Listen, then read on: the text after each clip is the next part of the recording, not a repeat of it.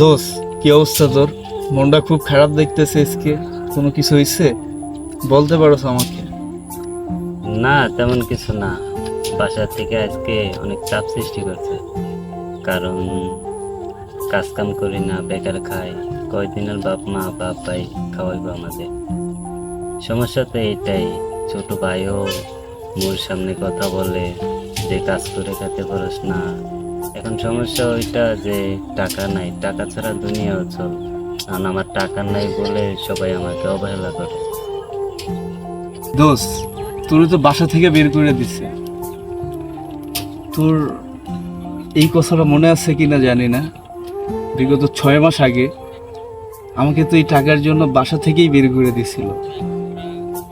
কি করার বল দোস্ত? এই পৃথিবীতে একটাই সমাধান, সেটা হচ্ছে টাকা। টাকা আছে তো পৃথিবীর সবাই তোকে ভালোবাসবে। সমাজ, বড় ভাই থাকবে, বড় ছোট বোন থাকবে। তোর টাকা নাই, কেউ নাই দোস্ত। তো আমি তো এখন লেবারের কাজ করতেছি। তুই চাইলে এটা করতে পারো, তুই তো আর এই কাজ করতে পারবি না, অনেক কষ্ট। কি করার বল? লেবারের কাজ, লেবারের কাজ তো ভালোই। শোন, আমাদের বাড়ি থেকে বের করে দিয়েছে। আমি যে কোনো কাজই করতে পারবো। লেবারের কাজ গুছাপ করতে কইলেও তাও করতে পারবো।